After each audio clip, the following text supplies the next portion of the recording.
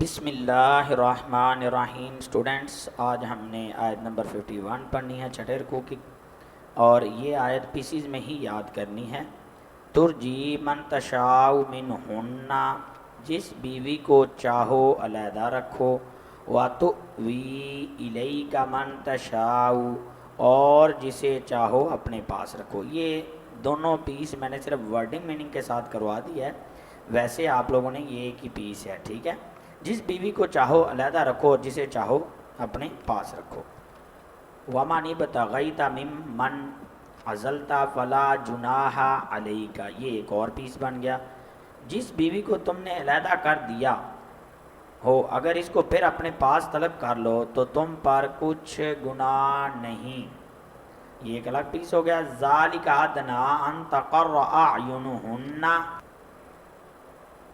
وَلَا يَحْزَنَّ وَيَرْضَيْنَ بِمَا آتَيْتَهُنَّ كُلُّهُنَّ، یہ اجازت اس لیے کہ ان کی آنکھیں ٹھنڈی رہیں، وہ غمناک نہ ہوں، اور جو کچھ تم ان کو دو اسے لے کر وہ سب خوش رہیں۔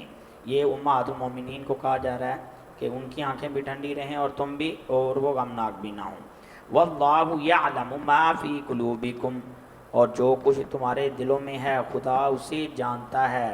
وَكَانَ اللَّهُ عَلِيمًا حَكِيمًا، اور خدا جاننے والا بردبار ہے، بڑا ہے۔ بیٹا یہ جو پوری آیت ہے، اس کا مقصد، اس آیت کا مقصود نبی اکرم صلی اللہ علیہ وآلہ وسلم کو خانگی زندگی، خاندانی زندگی کے الجھنوں سے نجات دلانا تھا، آپ پورے سکون کے ساتھ اپنا کام کر سکیں۔ جب اللہ تعالیٰ نے صاف الفاظ میں حضور صلی اللہ علیہ وآلہ وسلم کو پورا اختیار دے دیا کہ ازواج مطہرات میں جس کے ساتھ جو چاہو برتاؤ کر لو، تو اس بات کا کوئی امکان نہیں رہا کہ یہ مومن خواتین آپ کو کس طرح پریشان کرتی۔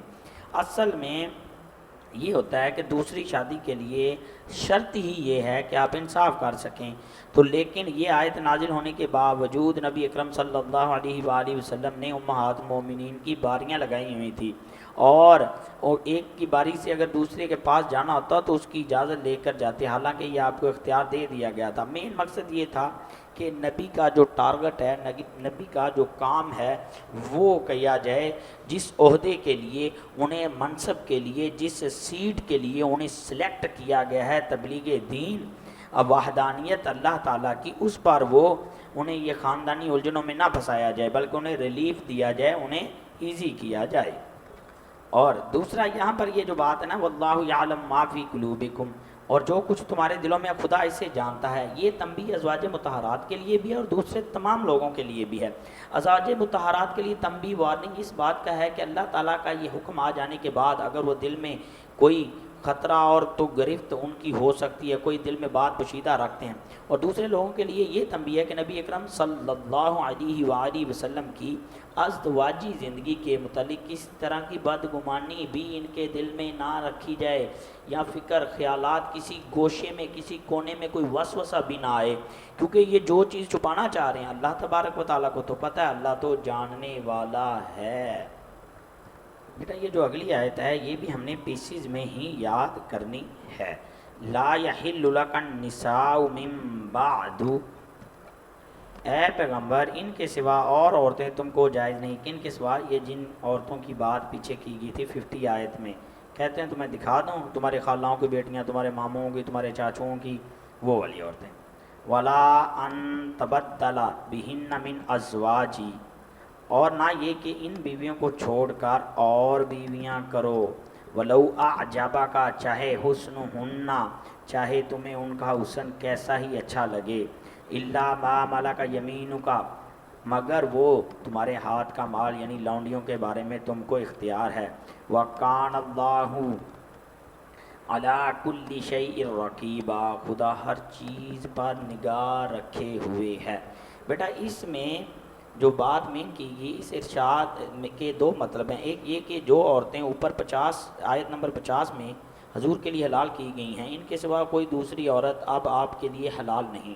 دوسرا یہ کہ جب آپ کے ازواج مطہرات اس بات کے لیے راضی ہوگیں کہ تنگی اور ترشی میں آپ کا ساتھ دیں گی اور آخرت کے لیے دنیا کو انہوں نے نج کر دیا، ختم کر دیا، بلکہ آخرت کو ترجیح دی، اس پر بھی خوش ہیں کہ آپ جو برتاؤ کریں ان کے ساتھ، چاہے علیحدہ رکھیں جو بھی رکھیں، تو آپ کے لیے یہ حلال نہیں کہ ان میں سے کسی کو طلاق دے کر ان کی جگہ کوئی اور بیوی لے آؤ۔ یہ بات چاہے وہ اس بیوی میں کتنا ہی حسن ہو، چاہے وہ تمہیں دل کو اچھی لگے، اس کو چھوڑنا تمہارے لیے جائز نہیں۔ یہ آیت بیسیکلی امہات المومنین کی شان میں اتری ہے، کیونکہ انہوں نے آخرت کی زندگی کو پریفر کیا تھا دنیا کی زندگی پر۔